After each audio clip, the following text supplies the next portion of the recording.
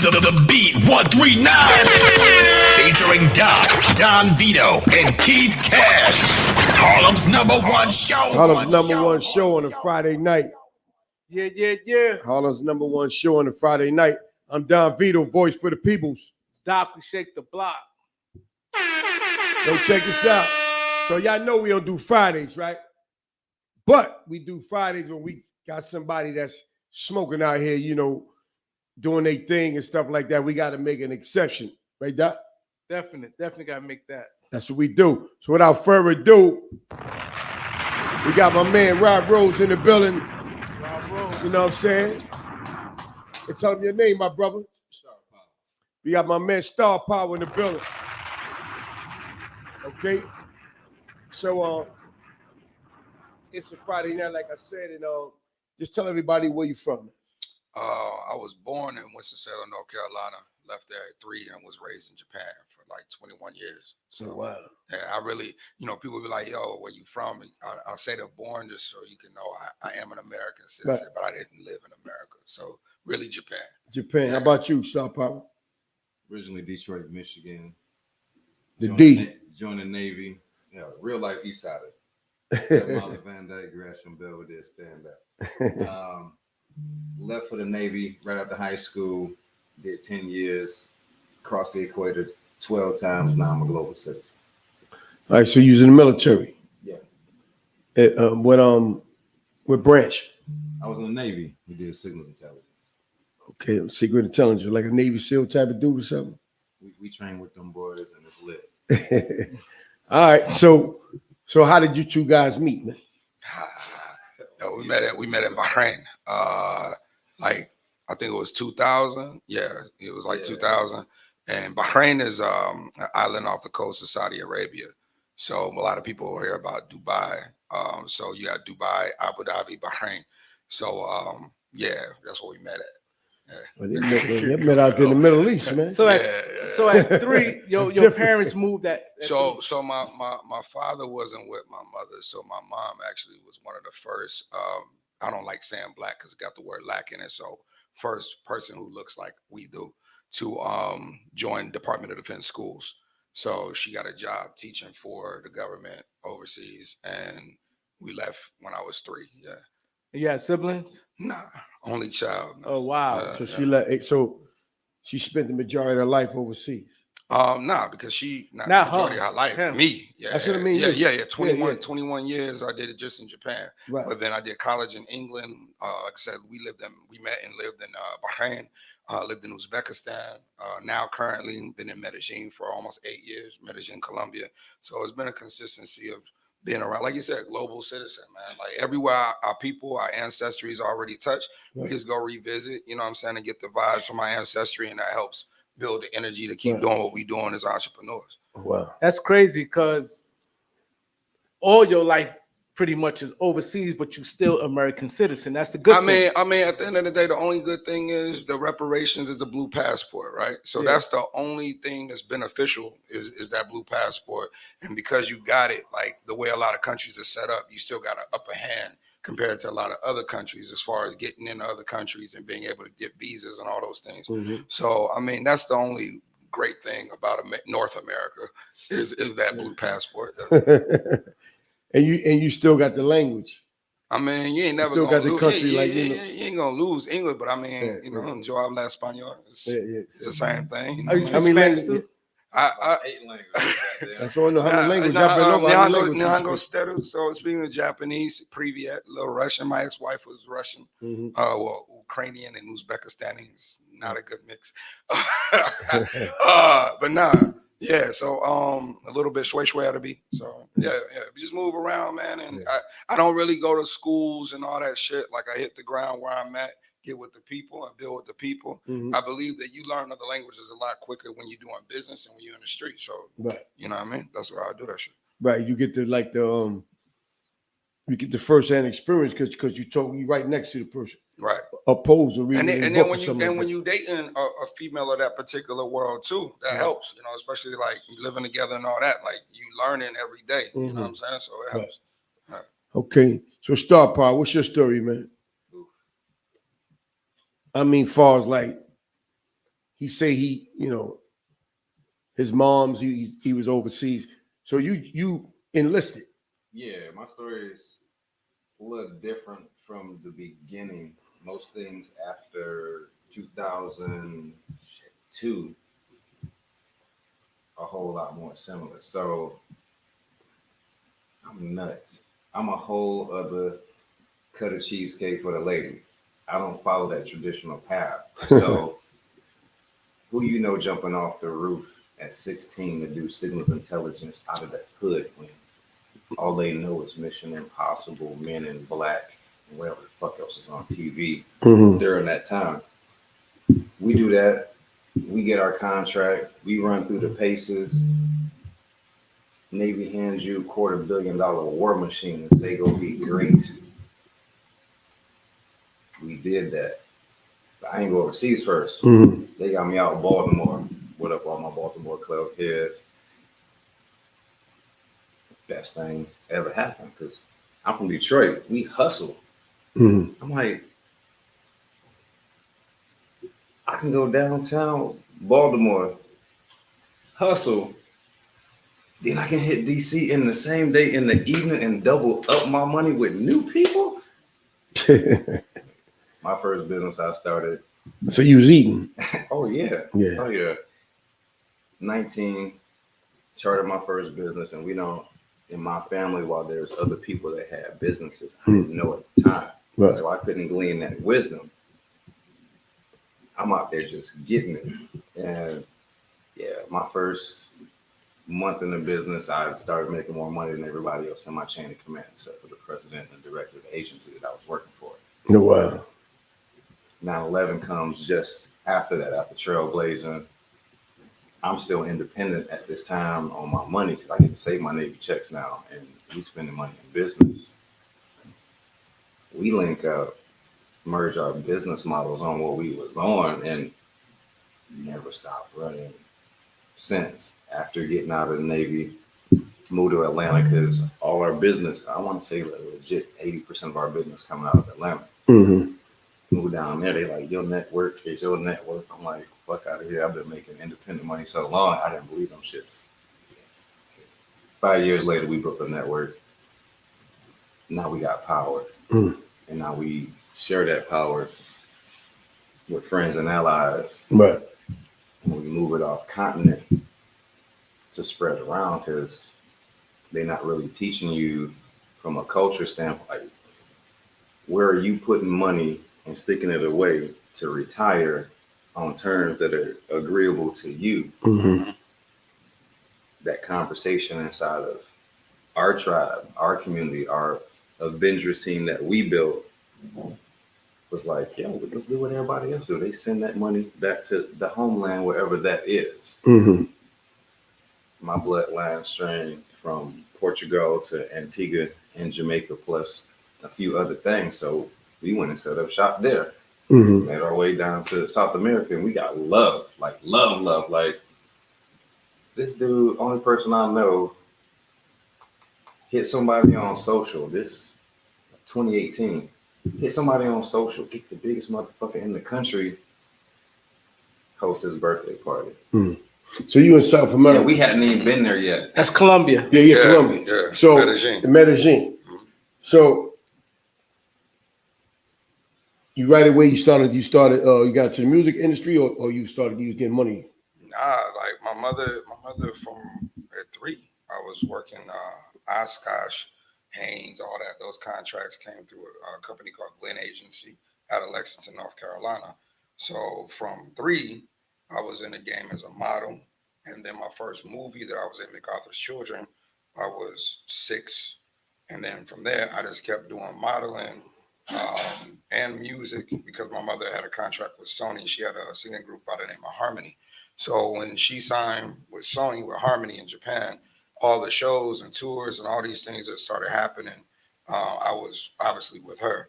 So during that process and learning and seeing everything, I later decided to work with MWR, Military Welfare Recreation.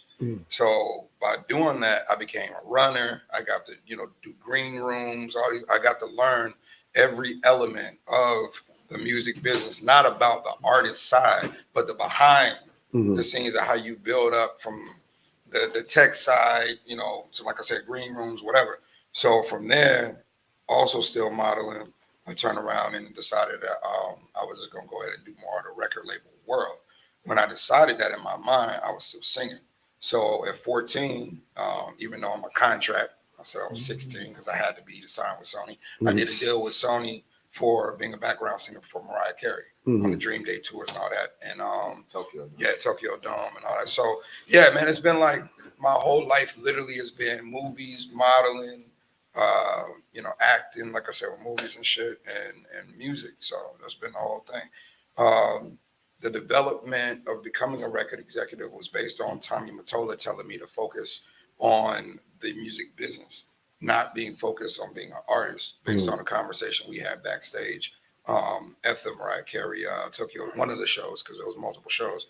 But from that moment, like being a promoter, working for agencies, that, you know, booking agencies, and those things kind of led me into management positions to where I managed a lot of different artists. I was in the management circle with Palm Tree, with Soulja Boy, and worked at Trillvilles to all the way to DJ Luke Nasty, which I actually founded DJ Luke Nasty. But no, it's just like so many different things and elements that led me down so many different pipelines. But it was all about structuring, and I used to just move around. And the way I've always been, just move around cities, even on foot. There was a cat I met. He had a company called Red Drum Records. His name is Vinny, right? So Vinny Kumar, back in the day, he's a lawyer. He's doing this thing with his little Red Drum Record. Today, he's the head attorney and the guy who deals with all the sync licensing for Empire. So even dealing with like Wally, which is my brother, and put me on with Ghazi. I used to work at EMG Universal. So when I left, Ghazi had left working at Ingrooves, decided, yo, I'm going to start Empire. So I'm one of the first people to be signed as a company to Empire. This is 2013. And I haven't left the company, still with the company, great company. And yeah, man, there's been a part of a lot of like pioneering and seeing other people in their development stages and like see how the whole music industry shifted and changed in multiple ways. But I rock with a lot of the OGs though, man. My OG Freedom Williams, you know, shout out to Freedom, holds me down when I come out to New York, man. Cameo, RIP, you know, Frank, Uncle Frank, as I call him, Frankie Beverly, man. So it's been a lot of people that have inspired the wave because I got to personally meet them and take in that energy. When you shake people's hand, if you a humble individual, you can take on a good energy of that individual. And as you do that, man, it's like you can progress. Where things are right now, everybody's like, oh my God, what do we do? The streaming, the blah, blah, blah, blah. Just do the same shit that we've been doing. I grew up in a space where this fucking phone didn't matter because we ain't really use them shits like that. You'll call a motherfucker, but you gonna link with a motherfucker. Because really you calling that motherfucker to link with the motherfucker. Just to know where everybody at. You know what I'm saying? So but yeah, that's to answer your question. Yeah. So y'all both down in Medellin, right? Yeah. So did you run across some of the cartel dudes down there and stuff like that? So I have what we did was we really went for our birthdays. And then we decided when we got there, like, oh shit, this is heaven. And that was based upon seeing the terrain. The terrain in Medellin is amazing. The fruits, the vegetables, everything is crazy. It's amazing. So once we decided that, we went to go see Pablo Escobar's grave. And we took some white roses. We got to call it? Okay. We took some white roses over there to his grave, said a prayer, asked for permission to be able to work there. 2 years later. So his grave is over to the public? Yeah. And 2 years later, working with his brother, Don Roberto Escobar.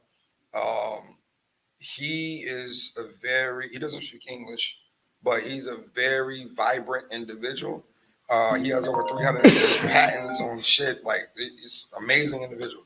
But by working with him and getting that vibration, it kind of set off like this, I know who's who, what's what scenario. So it's not so much like you hear all these crazy stories about cartel. It's there, but it's about who you link with, who you network with, and then you ain't got shit to worry about in that perspective. Mhm. Now, have I had shit pop off? Hell yeah. Have I had situations? Hell yeah. But those situations never made me want to exit paradise because it's gangsters paradise. That's why we brought Coolio. Right. You know what I'm saying? Yeah. All right, so Falls, y'all do a lot of entertainment. Y'all do a lot of shows and stuff down there. Yeah. So did you build a lot of good relations behind y'all being entertainers down there? Yeah, man. I would say that Rose Gang has come from the street. Literally okay, for instance, Wu-Tang is the merch. It's not even the group, it's the merch, right? So when you look at these brands, G Unit is another example. When you look at these brands, these are merch brands that do audio content, like they put out songs, but it's really focused on the merch brand, right? Mm-hmm. So when you look at and compare, Wu-Tang made more money as rap artists collectively or merch, right? So Rose Gang is a merch brand. Mm-hmm. And what we did was we started, working with different artists that were Venezuelan, Colombian, trap, rap, drill, dance hall. But when we got to dance hall, we realized that dance hall is not accepted from a perspective of a separation with the word Latin dance hall versus just dance hall. So there's an open lane that we discovered by it really should be called, and we'll get it changed, Latin dance hall, right? So tying the bridges and being pioneers, man, we definitely have not only influenced, but we've supported a lot of artists, and obviously we're artists ourselves, but definitely there's a community that we support, and we've been supporting since day one. Yeah, community was the key in a scenario because we also own businesses that provide infrastructure that allow us to finance this and stay independent.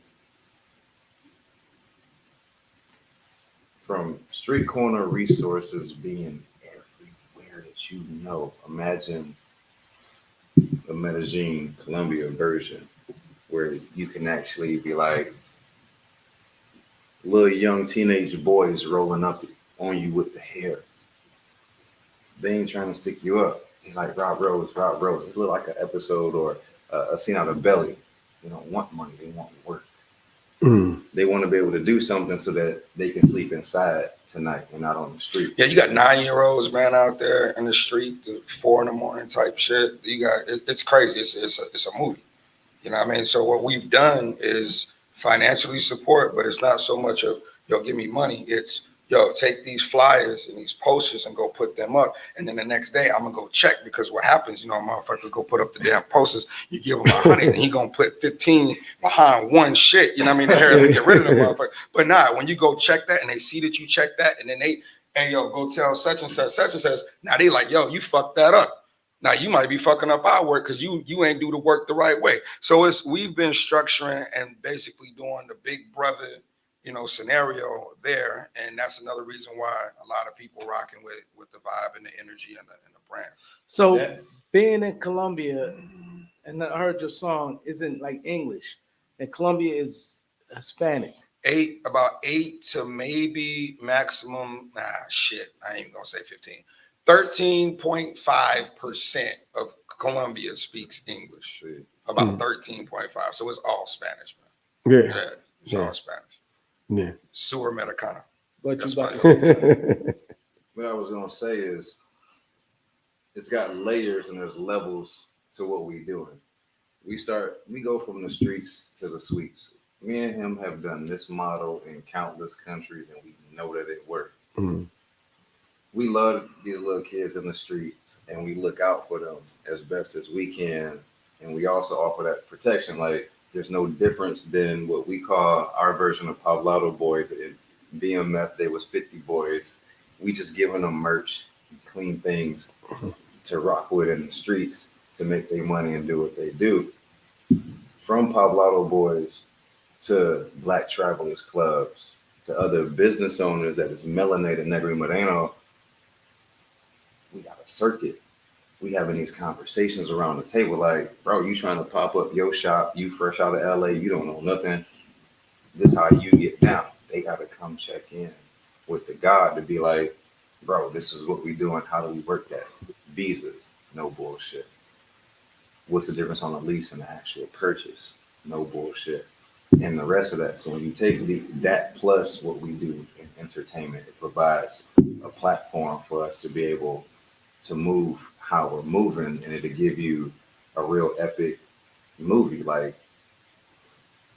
I don't know if y'all ever know what it's like to be doing you so hard that everything move in your favor off of your thoughts. Mm-hmm. We didn't have a show one night. We just going to the club. It started raining. We fresh to death out there. Poblado boys, before they was Poblado boys, come out of nowhere with umbrellas to shelter us, just to walk us to where we was going in the club. No money. I'm like, what the fuck is going on the first time I had that as an experience? And it's because we laid the foundation in a way that wasn't just hustle, get money, some aggressive, retarded shit that is usually how they look at us as North Americans going into other places. It was care, nurture, plus that finance. And if you come over here with the bullshit, you're gonna get what you would get out of Harlem. So with the with the foundation, so we 3 nightclubs, had a hotel, and bought the hotel during COVID, and bought the business. See, that's the whole thing. Like, you can go over there and just buy businesses. You don't have to buy the actual structure. You fuck the structure. So with the hotel, copped the hotel for $22K. It was an apartment hotel, had 14 units, redecorated the shit, remodeled a bunch of shit, sold the motherfucker for 36, kept it moving, put that bread into another situation. Like, just moving around like that is why that respect element's there, because you have about 5-6 million people living right there in Antioquia, which is the I guess it was what the count, I don't know where you compare it to America, but you got about 5-6 million people. Out of 5-6 million people, there's only the state. Yeah, there's only fucking me, Rob, during this time, me, Rob, and like one other brother. I think his name was Charles. We're the only owners that look like us. I'll say it again. Out of damn near 5 million people, it's only 3 brothers that own shit in the whole state, if the state, right? Yeah, in America, we call it a state. So don't get, see, there was ain't nobody try to come at y'all, nothing like that? Nah, man, because at the end of the day, it goes back to what I said, man. We hit a spiritual element, and then there was a connection that happened through the universe, and then we learned what we learned, and we know how to move because we've been in all these damn countries. I got you. You know what I'm saying? Before, so it's nothing new. Right, Only thing that was, I didn't know no fucking Spanish. Right. I knew like 5 words in Spanish. You know what I'm saying? To be honest, I never liked Spanish. I was like, why the fuck would I want to learn Spanish? And I end up living in a Spanish country. Ironic as that shit fucking sounds. So you can go to, the idea is when you look at North America, right? On average, you want to open a nightclub, right? On average, how much is that gonna cost you? Just off the top of your head. Over there, short money, like 30,000. No, he said over here. Over here, $1 million, easy. Yeah, a good one, a good club. Yeah. All right, so check this out. Initially, the rent of the spot of one of the rooftop spots that we had was $1,000. This is a fucking rooftop inside of a hotel, a prestigious hotel, right? So we $1,000 was the rent. Right. So redecorate and doing the whole shit. Yeah, we spent like 50-60K on one round, and then we kept always reinvesting and changing shit up. But my point is this. I'm looking back like, yo, how many brothers own or have a lease for a rooftop inside of a hotel in North America and Europe? You know what I found? None. None. All hotels, they'll lease out with a corporation, or the hotels themselves will run their rooftop. So what we did was we've been doing everything as hip hop culture ambassador. That's another thing. We as a people have to stop calling music hip hop. Stop doing that shit.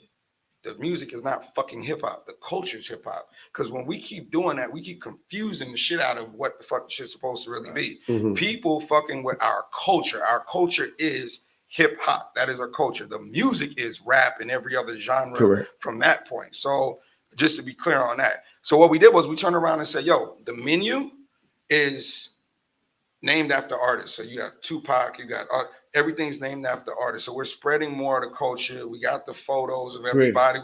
So very creative, but able to do that in a predominant prestige fucking hotel, and we turn that shit into our own. So y'all world. like celebrities down there, man. Yeah.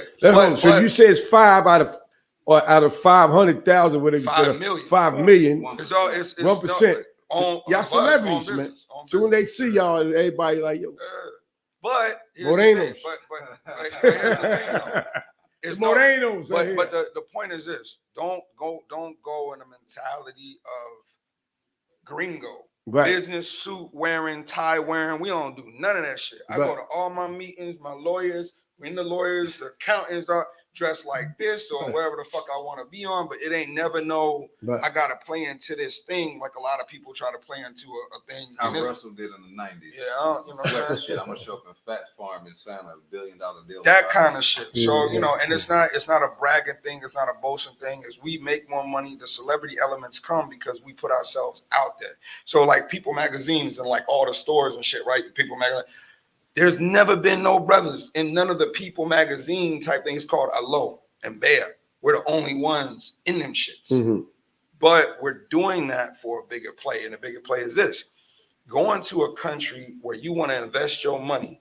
Why the fuck would you leave Jersey and take your whole bag and go drop it in a country where you still got to get a visa every so many years? It doesn't make sense, right? Right. But when you realize it's not difficult to get your visa, but it should be more comfortable for you because you're investing in the country, you're paying your fucking taxes, and then you look at how many people have citizenship in that country, they don't pay their taxes. So if you're gonna do more than the actual current citizen, then why don't you have a passport and why aren't you able to be a citizen? When you look at, I was talking about this yesterday, our people were told go home in Vietnam. This is not your war, right? Right? Y'all remember it? Okay, here's the fucking problem. The Vietnamese never said, don't fight, go home, pack your shit, because what we're going to do is give y'all fucking citizenship and land. We never got another alternative and an offer to go be somewhere else without some bullshit. That's the reason why we so attached to North America, because we've never been offered exits based on all the places we actually have our blood and we fucking lived in our ancestry. So yeah, that's facts. So okay, so how many businesses y'all got down there? Shit, we had 8. We sold 3, and the COVID situation fucked up our Airbnb play. We had a penthouse, and a lot of administrations got fucking weird after COVID with like allowing the whole Airbnb play and people coming in that aren't like the resident of the. So we got out of that business. Great fucking business though.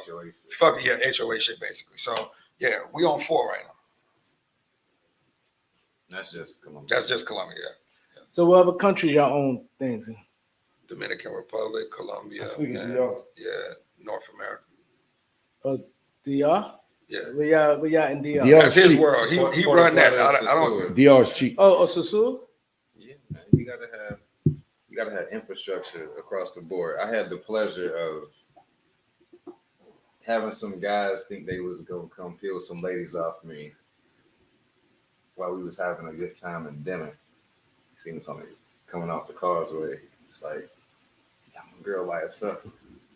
They come over. As a rule, as a black traveler, we was not necessarily having conversations with other Americans. Y'all could sit there and you not even have a conversation. I'm in my own world. I'm in my own world. This is what we doing. They keep looking over, trying to start a conversation. Somewhere between our server and the rest of that, we end up having to acknowledge one another. Those guys end up being, one of the guys ended up being the director of the Foreign Veteran Center there on the island. Huge resource. When shit's get popping, we need to be able to call a U.S. consulate. You need people with big ass guns and SWAT type shit to pull up to look out for you. Yeah. They did. That's the shit I'm talking about. On the business side, yeah. Our Secretary of State is their Chamber of Commerce. And on my life, when I realized all the money we blew in the club, sections, fame, the look, even before social, was the infrastructure cost to have a business in DR on the beach. I'm like, I messed that up.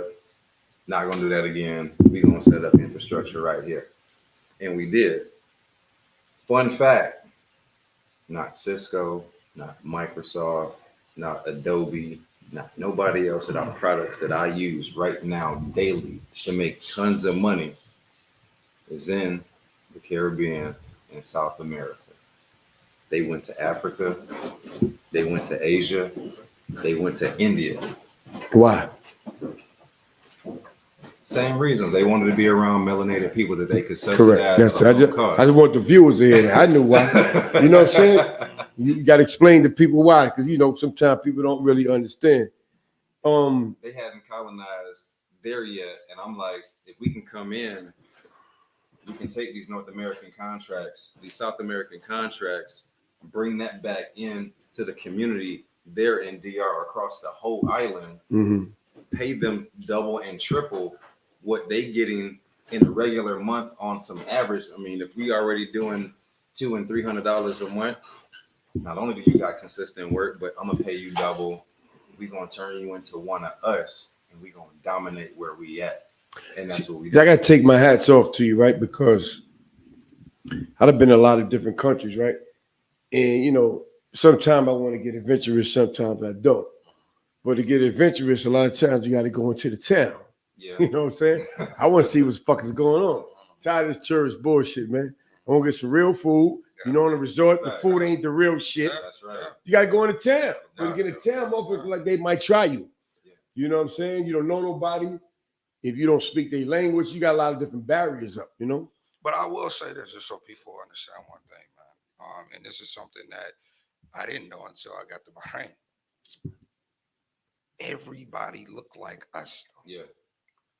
You feel what I'm saying? We don't have no threat like that. You know what I'm saying? The only way you can have a problem is if you dangle a steak in front of a hungry man. You know what I mean? Or somebody else just want to get at something that you might, have or possess as a human being, not based upon color. But the majority, bro, we blend in everywhere from Bahrain to Medellin. You know what I'm saying? So that's another thing. The propaganda of what a Bahraini person looks like, you'll never really see the people that look like us being in the commercials and all that kind of shit. So it's always this mentality of like, we're just where we are, and that's not true. We everywhere. We everywhere. So you said something about the HBC. Can you get into that? Yeah. HBCU New York Football Classic, hottest, biggest, baddest football classic in the nation. We love the culture. It's non-predatory. We own our intellectual property, and we about community. While we bring in big players to the table, I got little black boys and girls in the largest stadium in the league of the NFL looking pro grade. And this is no diss to or shade to no other franchise. We don't look like Medea's first football game. We look pro. We spend that money. So $3 million a year to produce the game, and the community support us. That's why we out here. We can't do what we do without community, and everything that we saying is all the way up through there. September 14th, Saturday, MetLife Stadium. Doors open at 3, and we like making history. D9 Stroll, largest in the nation, making history. I don't have it confirmed on my phone at the moment, but I believe Guinness is supposed to be in the building in order to go ahead and take this down in history. We're giving HBCU Impact Awards behind people who are influential across the nation for us. We are competitive at what we do. We show it and we do it proud. Last platform I got to say, it wasn't about the money. We making money, but I want you to respect the fact that, yeah, this is HBCU. Yeah, it's all black, everything. But you're going to respect my football, and you're going to put us next to Notre Dame on NBC broadcast. That's a big So situation. how long you man. been doing that? This is our third season. Sellout after sellout, support after support, proclamations from City of New York, Newark, New Jersey, and Mount Vernon, year after year. This is an election year. We let them breathe. Next year, we're going to turn Makes up. sense. These are community leaders and controllers all the way down to chancellors of education in those states that we also have career fairs, supplying jobs, education days that get kids accepted to college on site, in addition to scholarships so they can go even outside of their community in between New York and Jersey. We got something else coming, and I can't put it out yet. Take it now. I can't put it out yet, but we're expanding. Other franchises in the South or educational institutions in the South moving up north. We're partnering with them to expand the reach of what we're doing. Every year we're doing around $1 million in scholarships and over 500 kids accepted per college fair on site. That's big. That's big. Pull up. It's a big situation. MetLife Stadium tomorrow. MetLife Stadium, 3:00. You know, the Beat 139 will be in the building. Can you tell the people what games, what teams playing tomorrow? Morehouse versus Howard. This is the rematch. Howard got it on first go, year one. They coming back, and it's going to be the game of a lifetime. So Morehouse versus Howard. That's Howard. Howard University, Washington, D.C. Washington, D.C. Morehouse is in Baltimore, right? Atlanta, Georgia. Atlanta. Atlanta, Yeah, you're right. downtown Atlanta. And Atlanta. That step show is gonna be crazy, huh? Oh, yeah, we're going to the step show right after this. Yeah, step shows. Step shows today? That's right. Yeah, step shows. Where is it, MetLife? No, that is at King University Hardwood Stadium tonight. So you don't have a halftime step show? They're doing D9. Watch this. Watch this lineup. They're doing a D9 stroll first. Right. Then we're going to run the game. Then Kamala Harris is presenting our halftime show, Battle of the Bands. Wow. Kamala Harris, huh? It's tomorrow. Then we're going to crown our champions for 2024 for the Football Classic. Fifth quarter concert or post-game concert. Sean Paul performing and one of the brothers from Major Lazer lining them up. Then we're going to go in the parking lot where we just did $2 million just in the parking lot. Commerce amongst us and those who look like us. RVs all the way down to scooters. What else? The official after party, Slick Rick, Ferris wheel, American Dream. Yeah, it's really the HBCU dream for all Negri Moreno. But tomorrow gonna be lit. Today gonna be lit too. Tomorrow gonna be crazy. That's right. Yeah. So man, tell them, tell them something that you ain't tell them yet before we go, man. 'Cause I know y'all got to move it out in a few minutes, man. Now, what we're working on right now is this fusion, English and Spanish, under Rose Gang's brand and under Rob Rose's brand and under Starpower's brand, and that's really the wave, man. It's, I never really thought that I would see a space where you can really take different languages and put people together on the same songs, and it actually became a thing. But it did, and we've grown into it, and it's a dope wave. So look out for the Rose Gang EP December 9th. And every month I'm dropping something on the Spotify, Rob Rose on Spotify. And we're just gonna keep building. Hey Jay, can you get that song, man? Let's get that song right quick. Yeah, so this unreleased, record called Light. And it really got, for me, it got a real New York, up north, if you will, vibe to it.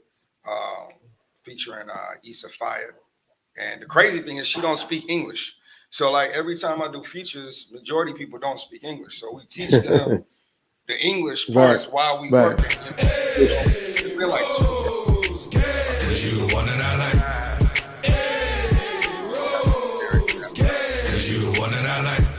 That's it, Jake. Take it to the top. Cause you the one that I like. Crazy. Raro. He's a fire.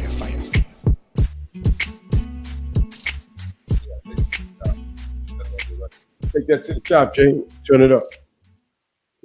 How we gonna check this new Rob Rose track? Sound like it's gonna be something real nice. What's that like, boy? Let's go. It's the little things you do. You keep me up all night. Got me thinking about you. Cause you the one that I like. Cause you the one that I like. Cause you the one that I like. Crazy to me, how relationships are switched up. Used to be love, understanding and trust. But now who's saying they love you really don't love you the same. Giving your soul for real but never tasted the rain. All this thing for my people to do is open their hearts. So much trauma in the bloodline, blocking the spark. I could be your Daria, you could be my Nina. In the light, never let the door come between. The one that I like. It's the little things you do. You keep me up all night. Got me thinking about you. Cause you the one that I like. Cause you the one that I like. Cause you the one that I like. Si es contigo dime pa' invertir mis horas. Para mí lo más valioso es la hora. Solo tengo tiempo pa' personas que valoran. El quererte me hace bien, me motivas a creer. Yeah. I want you to be my man, and I want to be your girl. Show me that you be the one who love me. Yo no necesito a nadie más, porque a nosotros soy leal. Trust me, puedo ser tu chica y tu homie.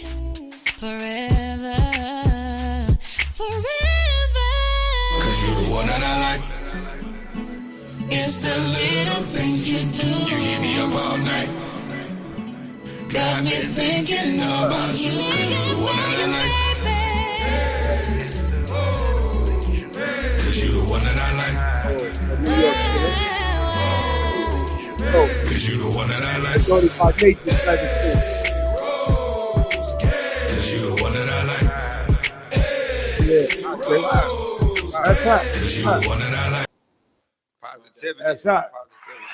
That's hot, man. I like that, Jay. That's fire. And even though homegirl's she doing her thing in Spanish, and shit sound hot too, whether you even understand it or not. You survive, right? You like, I don't know if she talking about that shit. That shit all right, my guy. You know what I mean? You like this, you know? Cause half the time I don't know what them dudes, you know, be on that what's that trail rap? What's they call that? Drill rap. Drill rap. I don't know if they be saying, but the beat be like, you know what I'm saying? So that's the same thing. They French African. Right. They doing The one that I like. this I like out that. there, bringing the That's vibe fire right there. to the new ism. So Cool. I mean, the whole thing, man. The Most High gave the words because when you look at our condition, it was really based upon my experience. My sister was recently murdered. All her kids were killed, and she was killed at the same time. Crazy. And God they bless call it a murder suicide. Here But or over there? It was in North Carolina. Okay. And they call it a murder suicide. And I literally watched my family kind of like really just break apart, you know, behind it because, you know, it's kind of it's a touchy thing, but then everybody got opinions and thoughts. Difference of and all these opinions. things. Exactly I what heard I'm gonna about say. that. That's Yeah, it recently. was major. Yeah, it's major. recently. It went Yeah. all over the news. Yeah, I Everywhere. heard It's my about sister, that. right? So the point is, Crazy. you know, when I talk about in a record, when I'm talking about like people that used to love you or said they like really don't love you the same, I think a lot of people can relate. The world has changed so much that a lot of people when you were younger, that your uncle, your aunt, or whoever could be might have been closer with you. Like a lot of people don't even talk to each other like that no more. You know what I mean? Family reunions really ain't the same. A lot like it used to be. All that. So what I was talking about was also about trauma. I mentioned it. So it's about identifying our state, but then turning back and saying, "Yo, I could be your Darius, you could be my Nina." And those people who've never seen Love Jones, go watch it. Oh my God, if you don't know what I'm talking about. But the point is put that energy we can't control everything that's transpiring right now in the world, but what we can do is shoot out positive energy and vibrations. You know what I'm saying? So like that's what it's really about. It's like keep connected. You know what I mean? Like, so that's why it's a bop, because it's a bop with that female, with that vibe. You know what I'm saying? You can smoke, drink to the motherfucker, and you're gonna catch that vibration, man. That's what we all about at Rose Gang, making positive. That's we can't lose turn up. You know what I'm saying? You can't lose. You know, with that type of concept and that type of energy, man, and that spirit, can't lose like that.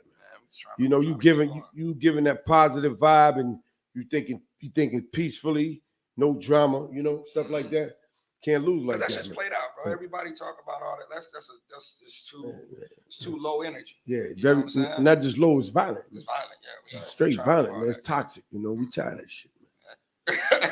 I'm tired of that shit, man. That shit I want some cool shit. I'm a cool dude, man. I like that cool shit. I don't like that bullshit, man. I'll be walking away, man. That's what you doing? All right, I'm out of here, man. Yeah, I ain't with all that shit, man. Too much going on, man. I watch the news every night. Motherfuckers getting shot every day somewhere. Yeah.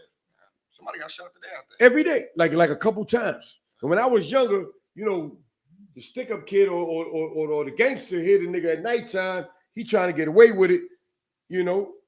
You definitely ain't shooting around no old people and no kids. Now they shooting around old people and kids. They shooting broad daylight. They shooting, ain't getting no money. We shot because we was getting the bag. They ain't getting no money. Senseless killing, man. Yeah. It's just bullshit, man. So the peaceful vibe, we need that peaceful vibe, man. Now I feel like it's a good record for the Jersey, New York world. I definitely want to work the record here. Yeah. And I really didn't realize that it was so many Spanish, English speaking people up north, obviously in Miami, but now up here. More than Miami. Miami can't compare to this. Yeah. Now this is DR. This is Dominican Republic.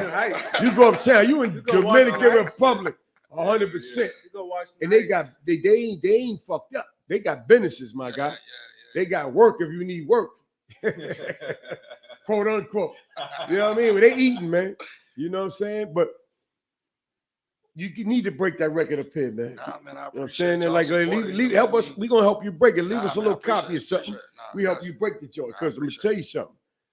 Like Doc said, you know, in Miami, guys got some Colombia, but up here is where it's the melting pot of music, man. You can play anybody's music in New York, man, but you can't go out of state and play anybody's music. I was in California, we played Biggie, and they like, man, turn that shit on. That shit is whack. Like, you serious, Biggie? They ain't want to hear that Biggie shit over there, man. You know what I mean? Over here, we play everybody's shit. So you got to break it in New York, man. Nah, man, I appreciate y'all letting us come on the platform. 100%, man. 100%. Yo, man, we thank y'all for the interview. Like I said, we don't normally do Fridays, but just, you know, the vibe we got from, like you said, was a vibe. The vibe I got from last night. Called my man. I was like, yo, man, how you feel about doing an interview on Friday? He said, Friday, man. He said, who are they? Yeah, I said, cause we don't do that. I said, these dudes here, they got a mean story. And, you know, these dudes, you know, they got a nice vibe going on entertainment-wise in Medellin. You know what I'm saying? Because we didn't get into all of the rest. We talk about Medellin. If you know, Medellin's in Colombia, and to be accepted there and move the way they moving, you got to know somebody, and you got to be doing something real good for them. Like, yo, Moreno's, let them go through, whatever. But he was like, yo, let's go get them. Kidnap people. Well, fucking right. So we did Friday, and we glad y'all came. You know what I'm saying, brother? 100%. And before y'all go, can you tell them what's the #1 podcast show in Harlem, man? Real quick for us. Y'all know what it is. The Beat 139. Harlem's #1 podcast.